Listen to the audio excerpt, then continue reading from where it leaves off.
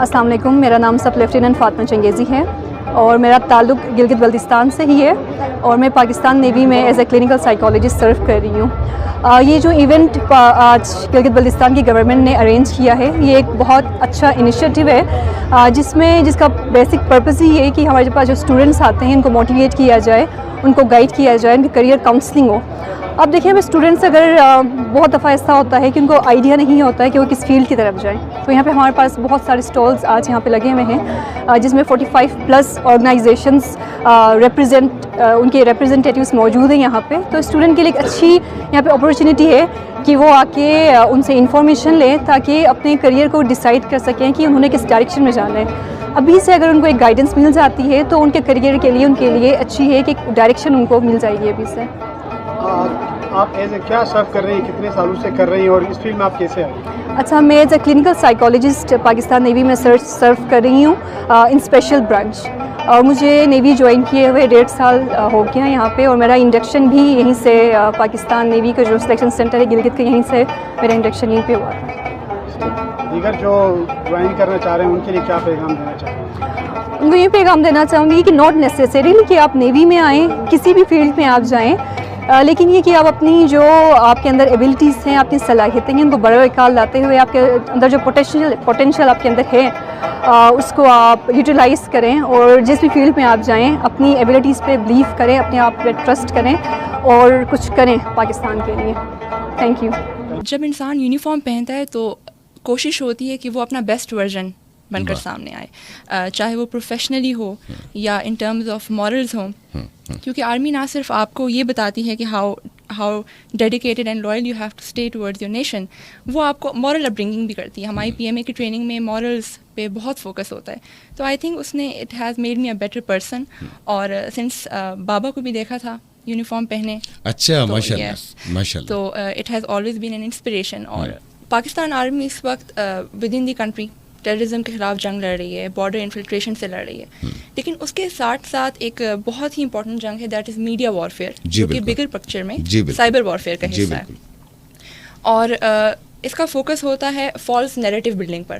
بالکل ایسا، اور یہ اٹس ناٹ وداؤٹ پروف۔ ایک یورپین ڈس انفو لیب، ایک NGO ہے بروسیلز بیسڈ، اس نے یہ انویسٹیگیشن کے تھرو پروف کیا کہ انڈیا 265 پلیٹ فارم سے پاکستان کے خلاف اوور اے ڈیکیڈ ایک نیریٹو کی جنگ لڑ رہا تھا، اور یہ ان کا مقصد ہوتا تھا کہ سول ملٹری ڈسکارڈ کو ہائی لائٹ کریں، پاکستان میں جو مائنورٹیز کے ساتھ ٹریٹمنٹ ہے اس کو نیگیٹو طریقے سے ہائی لائٹ کیا جائے، اور radicalisation as a terror state اس کو ڈکلیئر کیا جائے۔ اور یہ نیریٹو بلڈنگ تبھی ہوتی تھی جب انٹرنیشنل ارینا میں پاکستان کے لیے کوئی امپورٹنٹ فیصلہ ہونا ہوتا تھا۔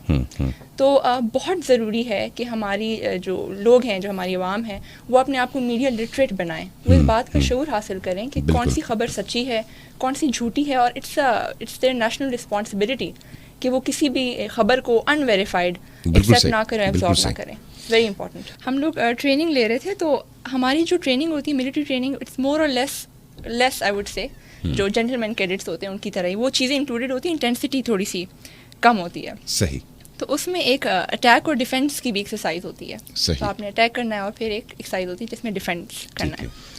تو ہمارے ویپن ٹریننگ اسٹاف نے سکھایا تھا کہ چلیں آپ نے الائنمنٹ کیا ہونی چاہیے، اور اٹیک سے پہلے آپ نے اللہ اکبر بولنا ہے، اور ایک ریٹلر ہوتا ہے جس طرح ڈمی گنس ملتی ہے، تو اس کے ساتھ اس کو ایک ایلیوژن دینے کے لیے کہ فائرنگ ہو رہی ہے، تو ایک ریٹلر ایک کیڈٹ نے پکڑا ہوتا ہے، تو وہ کنٹینیوسلی وہ مشین ہلاتے تاکہ آواز آئے۔ اب جس دن اٹیک تھا تو اسٹاف تو تھے نہیں ساتھ، تو ہم نے ڈیسائیڈ کیا کہ یار وہ اللہ اکبر کس موقع پہ بولنا تھا، کیا بولنا تھا۔ تو ہماری جو ایک کورس میٹ تھی اس نے کہا کہ شروع میں نہیں بولنا، سارا ٹائم اللہ اکبر بولنا۔ تو اسٹیمینا بھی اتنا نہیں تھا، اب جب بھاگنا شروع کیا تو اللہ اکبر اتنی دفعہ بولا کہ سانس چڑھ گیا، تو وہ اٹیک اپنی جگہ رہ گیا، اور اللہ اکبر ہم بول رہے تھے۔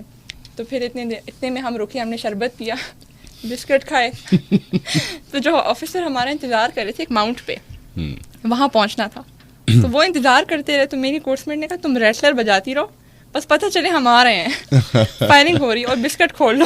کیا بات، تو بس ہم وہاں پہنچے، اور پھر وہ رات ہم نے اسی فیلڈ میں ایز اے پنشمنٹ گزاری۔ تو یہ ہے کہ اسٹیمینا اس کا نہیں ہوتا، تو اور ٹریننگ مشکل ہوتی ہے لیکن نا اس طرح کی چھوٹی چھوٹی چیزیں آپ کو پھر یاد آتی ہے. جی رباب ہمارے ساتھ موجود ہیں, وہ ہمیں بتائیں گی کہ پاکستان ملٹری اکیڈمی میں خواتین کی شمولیت کے پیچھے کیا وجوہات تھیں. لیڈی کیڈٹ کورس کا باقاعدہ آغاز سن 2006 سے ہوا ہے. اس سے قبل پاکستانی خواتین فوج میں میڈیکل اور نرسنگ سروسز میں اپنی خدمات سر انجام دے رہی تھیں. لیڈی کیڈٹ کورس کا بنیادی مقصد پاکستانی خواتین کو فوج جیسے ادارے میں ایکول کریئر اپرچونیٹیز فراہم کرنا تھا. خواتین اس وقت پاکستان فوج میں آرمی انجینئرس کور, سگنلز, EME, ایجوکیشن کور اور آرمی سروسز کور میں اپنی خدمات نمایاں تھے. پاکستان آرمی میں آئی, بلکہ میں امید کرتی ہوں کہ میں باقی لڑکیوں کے لیے بھی ایز اے انکریجمنٹ ہوں گی, ایز اے رول ماڈل ہوں گی. میں نے الیکٹریکل انجینئرنگ کی ہے سکھر IB یونیورسٹی سے. میرا تعلق سندھ سے ہے اور چونکہ سندھ میں زیادہ رجحان نہیں ہے لڑکیوں کی پڑھائی کا 12 کے بعد, لیکن بچپن سے میں نے اپنے والد صاحب کے جذبے کو دیکھا ہے, لگن کو دیکھا ہے, جو ملک کی دفاع کی خاطر ہر وقت تیار رہتے ہیں, اور انہوں نے مجھے بہت سپورٹ کیا ہے فوج میں شمولیت کے لیے. اسی جذبے اور لگن کے ساتھ میں نے بھی فوج میں شمولیت کی. میرے والد صاحب ریٹائرڈ صوبیدار ہیں. وہ ان کی ہمیشہ سے یہ خواہش تھی کہ ان کا کوئی ایک بچہ آرمی میں ضرور جائے, اور میں ہمیشہ سے یہ چاہتی تھی کہ ان کی یہ خواہش میں خود پوری کروں. میں نے حال ہی میں آرمی میڈیکل کالج سے MBBS کیا ہے اور ابھی پاکستان ملٹری اکیڈمی میں ٹریننگ کے لیے آئی ہوں.